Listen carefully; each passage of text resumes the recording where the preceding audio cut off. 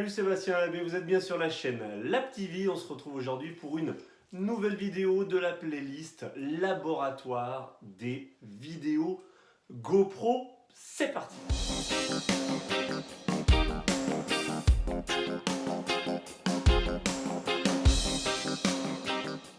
Yes, bienvenue sur la chaîne, vidéo un petit peu tardive. Aujourd'hui, je vous parle et je vous présente un des accessoires que j'utilise quand je fais des vidéos, les vidéos embarquées en particulier, les vidéos qui vous plaisent de la série Ride With Me. Donc je vous remets juste là le Ride With Me, je sais jamais, gauche-droite, bref, vous trouvez la fiche de toutes les vidéos Ride With Me. Et donc au début, je faisais ça uniquement sur le casque. Alors il y aura une vidéo qui sera consacrée dans la même playlist à mon casque, à mon micro, comment est-ce que je bricole tout ça, etc. Là, je vous parle aujourd'hui du Wizmount, donc le sac Wizmount, qui est donc le deuxième angle de vue que j'ai rajouté à mes vidéos de la série Ride With Me. Donc j'avais envie de vous faire une petite vidéo. Donc malheureusement, si vous êtes uniquement consommateur de vidéos, c'est-à-dire que vous ne regardez que les vidéos mais que vous n'en faites pas, cette vidéo malheureusement elle n'est pas pour vous. Et je vous invite à nous quitter et puis aller voir d'autres vidéos sur la chaîne.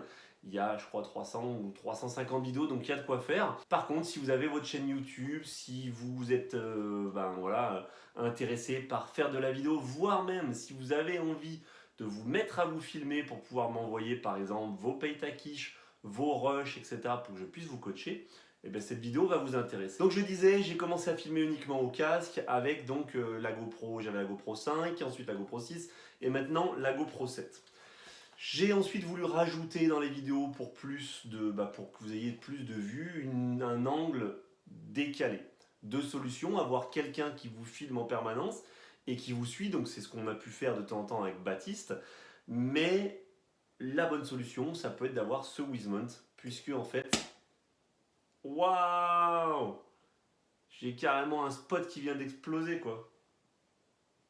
Oh désolé, la lumière ne sera plus la même sur la vidéo. Mon spot de gauche a totalement cramé.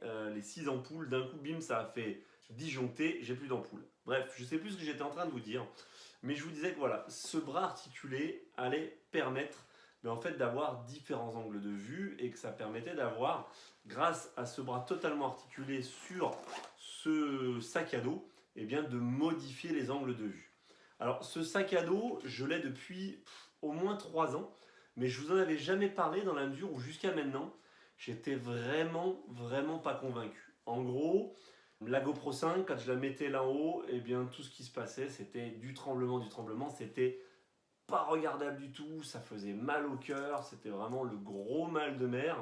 Et sans un stabilisateur externe, c'était inexploitable. En tout cas avec la GoPro 5 et la GoPro 6. Pourquoi je vous en parle aujourd'hui ? Parce que j'estime que là on est arrivé à quelque chose de sympa. Alors vous allez voir qu'il y a quand même quelques petits défauts, mais avec la GoPro 7 et son super smooth, hyper smooth stabilisateur intégré, on a vraiment quelque chose qui est sympa. Le sac à dos donc se met sur le dos tout simplement. Et ce qu'il y a de bien avec ce sac à dos, c'est qu'il a... Alors je vais essayer de ne pas arracher les ampoules qui sont derrière moi, on va pas tout casser ce soir. Ce qui est sympa, c'est qu'il a ici en haut un petit clip et plus bas au niveau des abdominaux un autre clip.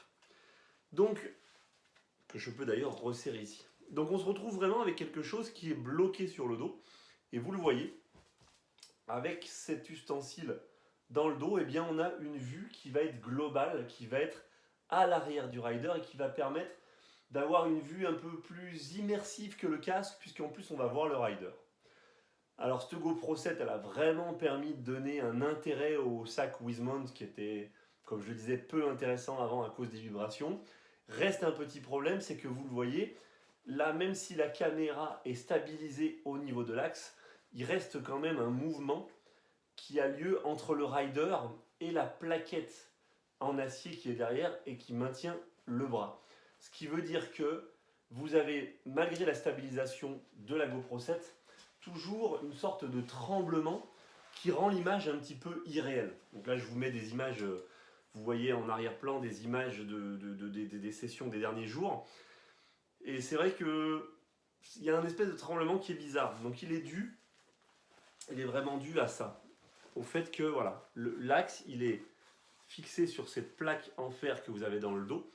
Et donc si la stabilisation de la GoPro marche entre le bras et vous, par contre entre vous et la plaque, il reste quand même un mouvement. Donc il reste quand même des saccades. Cela dit, voilà, en termes de prise de vue et d'angle de vue, vous pouvez tout modifier. On peut venir mettre à l'extérieur.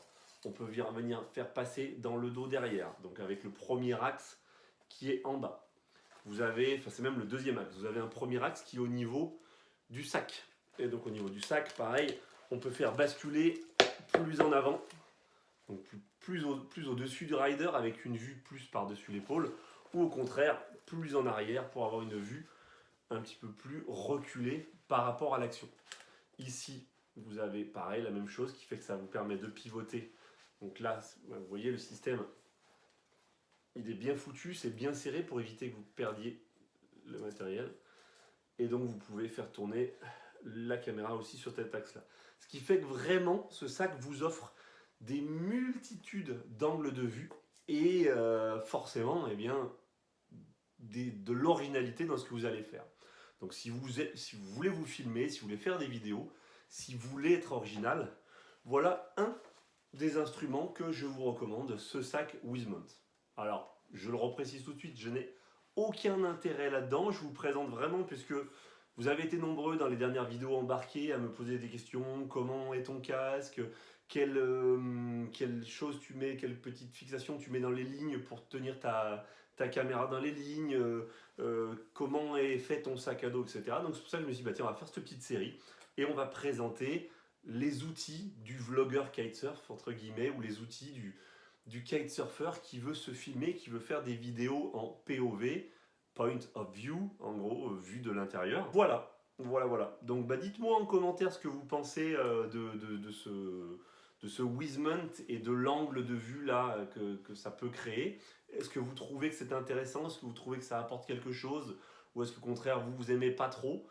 Dites-moi ce que vous en pensez là en dessous en commentaire. Et puis bah, moi je vous retrouve dans une prochaine vidéo. Là les prochaines vidéos c'est des tutos. Et puis bah, à propos de cette série, je vous présenterai le casque, le micro. On parlera aussi de la fixation dans les lignes. Bref, tout l'outillage pour être un kitesurfer youtubeur de folie les glissous. Et c'est la fin de cette vidéo. Je vous dis à très bientôt mes glissous. N'oubliez pas, life is a beach, alors on se prend pas la tête et on en profite. À très bientôt. Ciao. Bye bye. Et moi, bah, je vais m'occuper de mon spot et réparer tout ça.